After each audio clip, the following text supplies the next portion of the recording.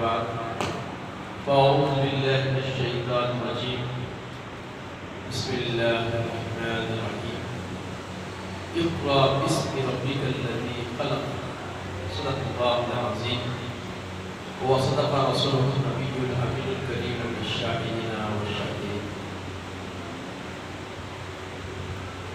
تمام تعریفیں اللہ سبحانہ و تعالیٰ کے لیے سزاوار ہے جو کل کائنات کا مالک و منجا ہے، جس کا ہم سب نہیں، جو قدیم ابد الآباد سے ہے، وہ کل عیوب سے پاک اور مبرہ ہے، اس کا کوئی مثل مانند نہیں. میں گواہی دیتا ہوں کہ نہیں ہے کوئی معبود برحق لائق عبادت سوائے اللہ کے، اور میں بھی گواہی دیتا ہوں کہ محمد عربی صلی اللہ علیہ وسلم اللہ کے بندے اور خاص رسول ہے. صلاۃ و سلام نازل ہو ہمارے آقا نامدار رسول تاجدار محمد عربی صلی اللہ علیہ وسلم پر، آپ کے آل و کیسے بزرگان دین برادران اسلام. اللہ سبحانہ و تعالیٰ سب سے پہلی وہی اپنے آقا اپنے محبوب صلی اللہ علیہ وسلم ہمارے آقا صلی اللہ علیہ وسلم پر علم کی اہمیت کو واضح فرمانے والی فرما، اس میں اللہ پاک فرما رہا ہے اقرأ، اے میرے حبیب پڑھیے، بسم ربک الذی خلق، اس رب کے نام سے جس نے آپ کو پیدا کیا، تخلیق فرمایا. تو تخلیق فرمانے والا مالک اپنے محبوب سے جو کل کائنات میں سب سے بڑی تخلیق خدا کی شاہکار شخصیت ہے، وہ آقا علیہ السلام. اللہ تعالیٰ نے کسی مخلوق کو تخلیق کرنے کے بعد اپنی فدائیت کا اعلان کیا ہے، اپنی الفت اور محبت و سنگت کا اعلان کیا ہے. تو وہ حبیب پاک علیہ رحم اللہ سبحانہ و تعالیٰ کہ آپ کے مثل نہ کوئی ہے، نہ ہوا، نہ ہوگا. اللہ تعالیٰ نے آپ کو کل مخلوقات میں عظیم سے عظیم تر خلق اپنا عطا فرمایا، مقام عطا فرمایا. اب اپنے حبیب سے اللہ کا یہ ارشاد ہے کہ اے میرے حبیب آپ پڑھیے اقرأ بسم ربک الذی خلق، آپ کے اس پالنہار کے نام سے پڑھیے جس نے تمہاری تخلیق فرمائی. تو یہاں علم کی اہمیت کو واضح کیا جا رہا ہے، علم کی اہمیت کو بتایا اور بتایا جا رہا ہے. پھر آگے فرمایا خلق الانسان من علق، انسان کی تخلیق کس سے ہوئی؟ ایک لوتھڑے سے ہوئی. استثناء یہ نہیں کیا، اپنے حبیب کو مستثنیٰ کر دیا. اپنے حبیب کو فرمایا کہ اے حبیب آپ پڑھیے آپ کے اس پالنہار کے نام سے جس نے آپ کی تخلیق فرمائی. اور پھر انسانوں کے بارے میں فرمایا کہ انسانوں کو ایک لوتھڑے سے اللہ نے پیدا کیا. پھر فرمایا اقرأ وربک الذی، پڑھیے اپنے اس رب کے نام سے. پہلا اقرأ بسم ربک الذی خلق، خلق الانسان من علق. اقرأ وربک الاکرم الذی علم بالقلم، قلم کے ذریعے سکھانے میں بہت بڑا اور کریم. اللہ تبارک و تعالیٰ اپنی بزرگی کو بھی واضح فرماتا ہے. اس کے ذریعے واسطہ علم کا ہے، رابطہ علم کا ہے. علم اگر حاصل کریں گے تو ربوبیت کو سمجھنے کی بھی صلاحیت آئے گی. علم کو اگر آپ حاصل کریں گے تو پالنہار کو سمجھنے کی صلاحیت آئے گی. علم کو اگر آپ حاصل کریں گے تو آپ اپنی حقیقت کو سمجھنے کی طرف روانہ ہوں. آپ اپنی حقیقت کو نہیں سمجھے تو خالق کو سمجھنا ممکن نہیں ہے. خالق کو نہیں سمجھے تو اس کی پوجا، اس کی پرستش، اس کی عبادت ممکن ہی نہیں. تو عبادت کے لیے خالق کی اہمیت اور خالق کی حقیقت کو سمجھنا بھی ضروری ہے. جب تک کہ اس کی حقیقت کو سمجھ میں نہیں آئی، دل سے تو اس کو مان کے اس کی عبادت کر سکتے ہیں؟ بولیے. اس لیے علم دین کی بڑی اہمیت ہے.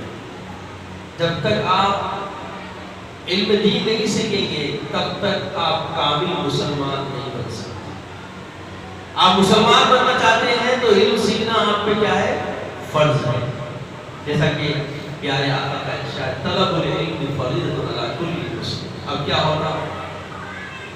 اس کا فرمان نہیں. جس کے اوپر ایمان کا رکن ہے، بنیادی یقین آیا، ان پر یقین نہیں ہے تو آپ کا ایمان ہے؟ کوئی نہیں ہے، ہرگز نہیں. تو ان پہ یقین رکھیں گے تو ایمان ہوگا. اور جس پہ آپ یقین رکھ رہے ہیں، ان کا یقین دے رہے ہیں اور ان فرمان رہے ہیں، ان کا فرمان ہے تو آرڈر ہے، حکم ہے. طلب العلم فریضۃ علی کل مسلم. علم کا سلسلہ ہم مسلمان کے فرض ہے. اور سب سے بڑی ابتری ہمارے اندر جو پائی جاتی ہے علم دین سیکھنے. سیکھیں گے یا تو جہنم کے قریب ہے یا جنت کے قریب ہے. کہیں نہیں معلوم کیا ہے، بس اپنے اپنے خوش فرحی سے ہم اپنا فیصلہ کر لیتے ہیں. بہت سارے لوگ ایسے ہیں صدقہ خیرات کرتے ہیں اور اس میں کوئی چیز بھی اللہ قبول نہیں کرتا، صرف ان کے اندر اخلاص نہ ہونے کی بنیاد پر. اخلاص خلاص کوئی بھی عبادت کیسی بھی کی جائے قبول نہیں ہے. اب اخلاص سمجھے تو ہے نا، اخلاص نہیں سمجھے خوش فہمی میں ہے تو کرتے جا رہے ہیں. بولے بھائی اتنے نمازیں پڑھو، اتنے صدقے کرو، اتنے خیرات کرو، اور پلٹ کے آپ کی چاہ کیا ہے، آپ کا عزم کیا ہے، آپ کا ارادہ کیا ہے، آپ کی فکر کیا ہے، یہ بھی اس کی جو ہے اصلاح لازم ہے. تو عزیزوں اور بزرگوں، سب سے آسان ذریعہ پچھلے جمعہ آپ کے سامنے لگا اپنے اولاد کی تربیت. جو باقیات الصالحات آپ چلے جائیں گے مگر آپ کی اولاد اگر صالح راہ پر چلی، اللہ اس کے رسول کی رضا کی راہ پر چلی، اللہ کی عرفانیت کی راہ پہ چلی، اللہ کو اللہ مان کے، رسول کو رسول مان کے دین اسلام پر قائم رہ گئی، تو یہی نجات کا ذریعہ بن جائے. آپ کا دفتر نام اعمال بند نہیں ہوگا. اگرچہ کہ آپ کی ذات سے معاملہ ختم ہو گیا مگر ذات سے جڑا ہوا جو عکس چھوڑ کر جا رہے ہو، جو اولاد چھوڑ کے جا رہے ہو، تو اولاد کے معاملات، اولاد کے کردار، اولاد کے جو بھی امور زندگی ہوگی، اگر وہ اللہ اس کے رسول کے منہیات و اوامر کا خیال رکھتے ہوئے زندگی گزار رہے ہیں تو سمجھ لیجیے کہ آپ کے لیے ایک باغ لگ گیا جو آپ کے لیے ہمیشہ اس کے پھل ملتے رہے. دفتر نام اعمال آپ کا پر کیا جاتا ہے. باقیات الصالحات اولاد ہے. اس لیے اولاد کی تربیت، اولاد کی پرورش بڑی عمدگی سے کرنے کی ضرورت ہے. اگر ہم اولاد کی پرورش صحیح کر لیتے ہیں، آج لوگ اولاد کی پرورش کر رہے ہیں مگر دنیا کے اندر عروج کے دنیاوی ارتقائی مرحلہ کو طے کرنے کے لیے، دنیاوی طور پر ابھرنے کے لیے، ترقی کرنے کے لیے، دوسروں پہ روب جمانے کے لیے، دوسروں پہ اپنے آپ کو نمایاں کرنے کے لیے، اس کے ماسوا ان کے ہاتھ میں کچھ نہیں ہے، ان کی فکر میں کچھ نہیں ہے، ان کی سوچ میں کچھ نہیں ہے، ان کے تبدل تخیل میں کچھ نہیں ہے، سوائے اس کے کہ بس ترقی کرے، دنیا میں ایک نام کرا. جبکہ یہ لا حاصل کا یہ ایسا راستہ ہے جسے کچھ ملنے والا نہیں، اسے کچھ میسر ہونے والا نہیں. اور آپ دیکھ بھی رہے ہیں کہ آج اب صرف محلے کا جائزہ لے لیجیے کہ آپ کے محلے میں کئی ہزار لاکھ مسلمان رہتے ہیں اور ان کی اولاد میں وہ دنیاوی تعلیم کے لیے بڑی جدوجہد صبح سے لے کے شام تک کر رہے ہیں، نتیجہ صفر کے علاوہ کچھ نہیں. کوئی گورنمنٹ جاب حاصل نہیں کر سکتے، کوئی معیاری زندگی نہیں بنا سکتے. ایس ایس سی تک نکرے رہتے، ایس ایس سی کے بعد انہیں کدھر جاتا خود باپ کو پتا نہیں، باپ کے کنٹرول سے آؤٹ ہوا. جیسا ایس ایس سی کرا تو اس کی ایس ایس سی کی سرٹیفکیٹ اس پیغام کو اس کے اندر ابھار رہی ہے کہ وہ باپ کے قابو میں نہیں، باپ کے دستگیری کے درمیان میں نہیں. باپ بہت پریشان ہے، دوسروں سے مدد مانگ رہا، بھائی میرا بچہ اسی لہرا تداری میں آتا، اس کے لیے کچھ راستہ بتائیے میں کیا کروں. ہر 100 میں سے 90 لوگوں کا حال یہی ملے گا، چونکہ انہوں نے بنیادی طور پر ان کے حقوق دینے میں کوتاہی کی اس کوتاہی کا جواب ابھی دنیا میں باقی ہے۔ اگر آپ جاگ جائیں، جو گزر گیا سو گزر گیا۔ ہر مرحلے میں ہمارا معاملہ یہی ہے، جو گزر گیا سو گزر گیا۔ اب جہاں جا کے وہیں سویرا ہے، جاگنے کی ضرورت ہے۔ یہ مرحلے سمجھیں۔ اللہ کے حبیب علم کی اہمیت بتانے کے لیے فرمایا اطلبوا العلم لو کان بالسین۔ عرب کہاں ہے، چین کہاں ہے؟ علم کی اہمیت اور حفاظت بتانے کے لیے، اس کی اہمیت کو واضح کرنے کے لیے فرمائے اگر تم کو علم سیکھنے کے لیے چین کی اتنی مسافت طے کرنا پڑے تو ضرور کرو۔ صحابہ کو اللہ نے فرمایا تو قیامت تک آنے والی امت کے لیے درس ہے کہ علم کے سیکھنے کے لیے کتنی بھی کٹھنائیاں کیوں نہ آئے اسے طے کر کے حاصل کرنا، یہ ہمیں اللہ کے رسول کا فرمان ہے۔ رہبری ہماری، ہمیں رہبری کی گئی ہے، علم سیکھنا ہے۔ کیوں؟ علم ہے کیا؟ بولے العلم نور، اللہ کا نور ہے۔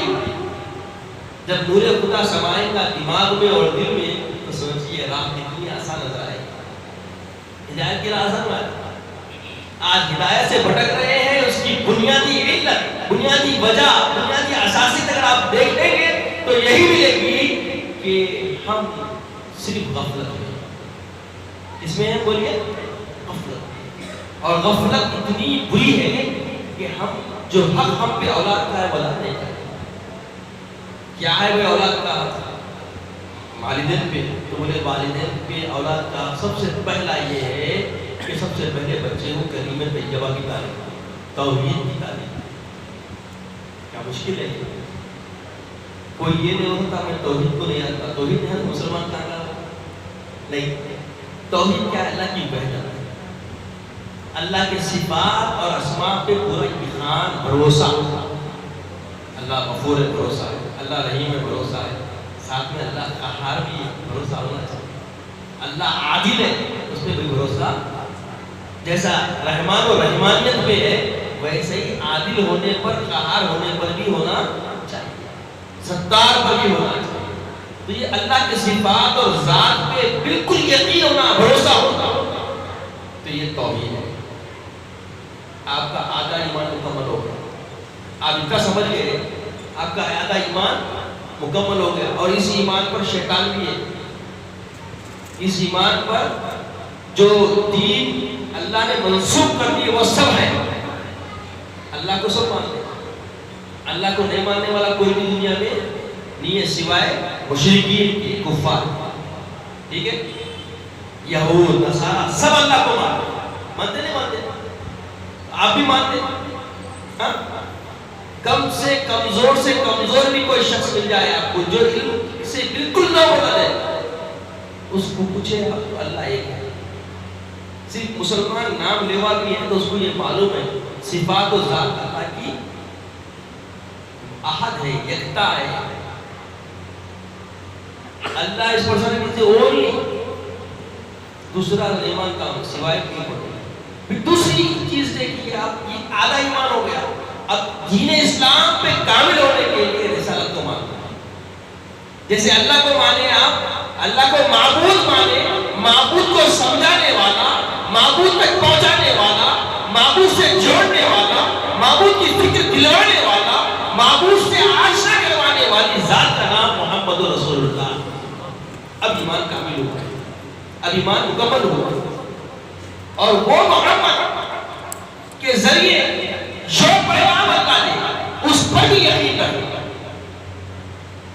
جو اللہ تعالیٰ محمد رسول اللہ صلی اللہ علیہ وسلم کے ذریعے جو پیغام دیا ہے، جو فرمان دیا ہے، جو منہیات کا کیے، منہیات سے بچنا، اوامر کو پورا کرنا، جو آقا فرماتے ہیں اس پہ ایمان رکھنا، یقین رکھنا اور اسی پہ چلنا، یہ ایمان۔ ان سارے چیزوں کو اللہ کی ذات، محمد رسول اللہ کی ذات اور محمد رسول اللہ کے ذریعے اللہ نے جو پیغام دیے ہیں، سارے پیغام پر دل سے تصدیق، زبان سے اقرار کرنے کا نام کیا ہے؟ بولیے ایمان۔ جب تک کہ آپ اس یقین پہ آپ قائم نہیں ہوں گے، اس اعتماد پہ نہیں آئیں گے، اس بھروسے پہ نہیں آئیں گے، آپ کا عقیدہ درست نہیں ہے۔ فروعات کے لیے تو بہت بحث کرتے ہیں لوگ، مگر بنیادی طور پر ہی لوگ آئے نہیں ہے، مکمل نہیں ہے، ہمیں بنیاد پہ آنے کی ضرورت ہے۔ جب ہم بنیاد سے بات کریں گے تو ہر آنے والی زندگی کی ہر راہ ہمارے لیے اسہل، آسان سے بھی آسان ہو جائے گا۔ کوئی کام زندگی میں مشکل اللہ نے نہیں بنایا، ہر کام کو اللہ نے آسان کر دیا، کیونکہ ساری کائنات اللہ نے بنایا ہی انسانوں کے لیے۔ کوشش ہے بتائیں گے جو انسان کے بس میں نہیں ہے، اتنا بڑا ہاتھی جس کو دیکھنے سے انسان سامنے ٹلو نظر آتا، بالکل مختصر نظر آتا، مگر ہاتھی کس کے قابو میں؟ ہاتھی کی سواری انسان کا۔ شیر بھاڑا تو پورا جنگل اس کی گرج سے کانپنے لگتا، اس پہ سواری انسان کرتا ہے، اس کے گلے میں پٹا ڈال کے اپنے پیچھے کتے کی طرح لے کے پھرتا ہے۔ اتنے بڑے وحشی درندے جانور بھی کس کے بس میں ہے بولیے؟ تو کائنات پوری اللہ نے انسانوں کے لیے بنائی، بس انسان سے رب چاہتا یہی ہے کہ اس کی حقیقت شناسی انسان حاصل کرے، اس کی عرفانیت حاصل کرے، اس کو پہچانے اور اس کے حبیب پاک صلی اللہ علیہ وسلم کی تعظیم، ادب، اکرام اپنے اندر لائے، بس ایمان آ گیا۔ کرنا صرف اتنا ہی چاہیے، اور اس میں ہی کوتاہی۔ محمد رسول اللہ پر ایمان کا امتحان ہر صبح اٹھنے سے شروع ہوتا ہے۔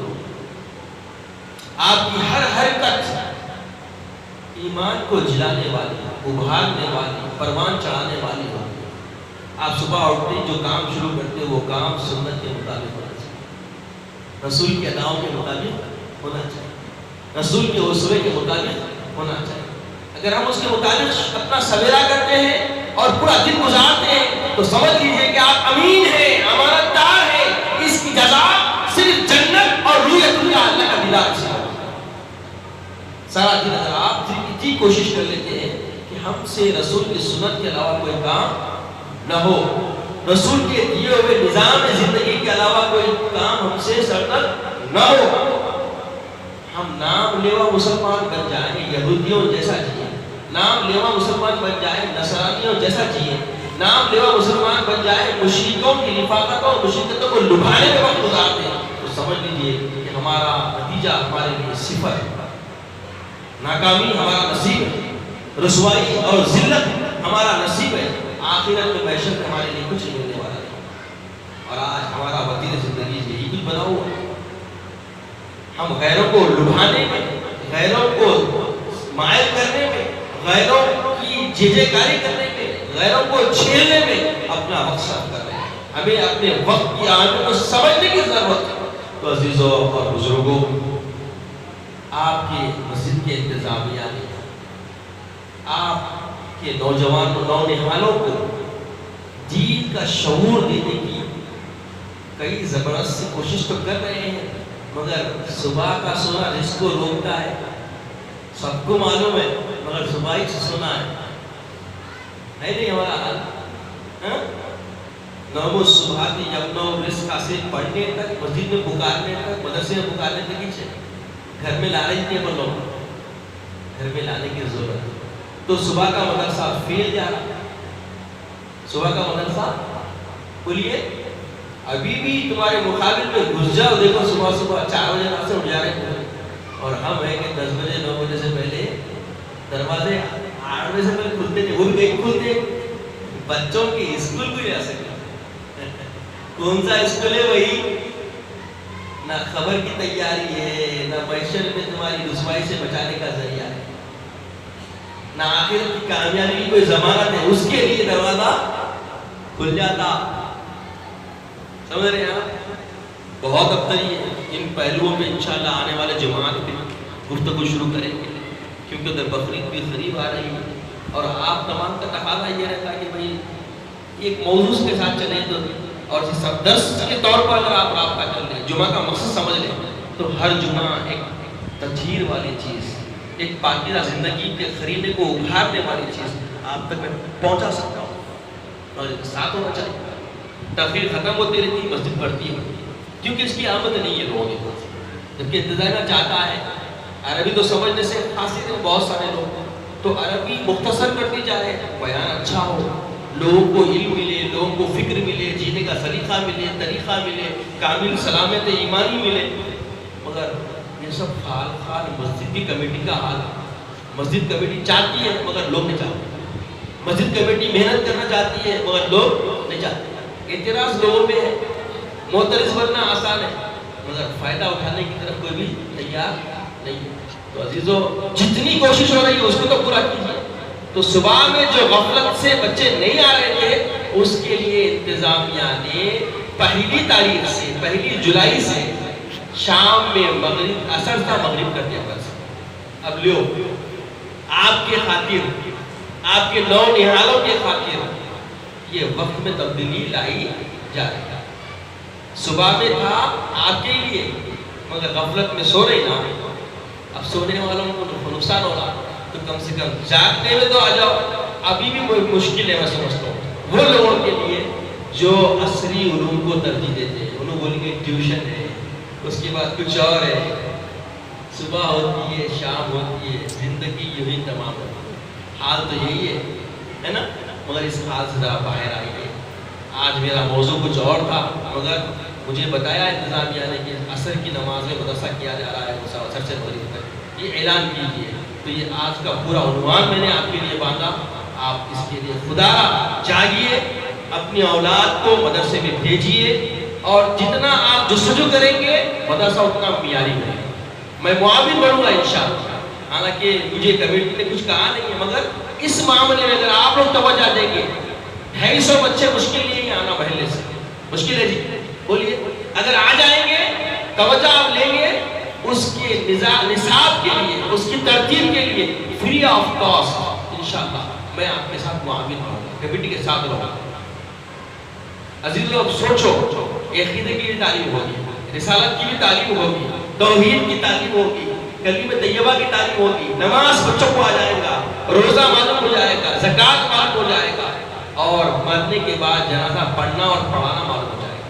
کتنے مدرسے ہیں؟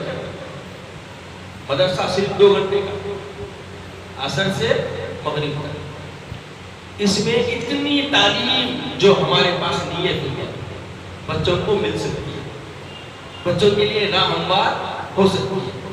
میں جذباتی طور پہ نہیں بول رہا ہوں، بات ضرورت نہیں ہے اس کی، نہیں ہے ضرورت ہے نا. تو انشاءاللہ وعدہ ہے آپ لوگوں کو. اس میں کون کون لوگ فکر دلائیں گے؟ بولیے کون کون لوگ فکر دلائیں گے محلے میں کہ مسجد کمیٹی نے مدرسہ عصر میں کر دیا، اپنے بچوں کو بھیجاؤ. ذرا تھوڑا ہمت دلائیے تاکہ کمیٹی کو بھی ہمت ملے. میں یہاں پہ ایک رواج ہے ہندوستان کا، ہاتھ اٹھا کے آپ لوگ اپنی جو ہے نا اس معاملے میں کوشش کے ارادے کا اظہار کیجیے. دیکھتا ہوں کون ماشاء اللہ. اللہ آپ لوگ جزائے خیر دے، اللہ آپ کی آل اولاد کی حفاظت فرمائے، ان کو نیک ہدایت عطا فرمائے. بس باقی کے لوگ نے کوئی کوشش، بھائی سارے کوشش کیجیے، اس کو مذاق مت سمجھے. کیونکہ مسجد میں سوال کیا نا، میں آپ سے خیرات نہیں مانگ رہا ہوں، آپ سے صدقہ نہیں مانگ رہا ہوں، آپ سے آپ کی اولاد کی تحفظ کا جذبہ آپ سے مانگ رہا ہوں.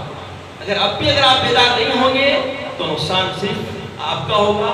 محشر میں سوال ہوگا کہ جامع مسجد کلثوم قرآن نے عصر سے مغرب تک تعلیم کا اہتمام کیا تھا، تم نے اپنی اولاد کو کیوں نہیں بھیجا؟ یہ سوال آئے گا، جواب آپ کو دینا ہوگا. وقت ساتھ چھوڑ چکا ہے. اللہ تعالیٰ سے دعا ہے کہ یا الہ العالمین جس جذبہ اخلاص سے ہم نے آج جو بھی طے کیا ہے مولا اس پہ عمل کرنے کی توفیق عطا فرما، اور اس کے فیوز و برکات ہم مسلمان قوم کی آل اولاد تک پہنچا.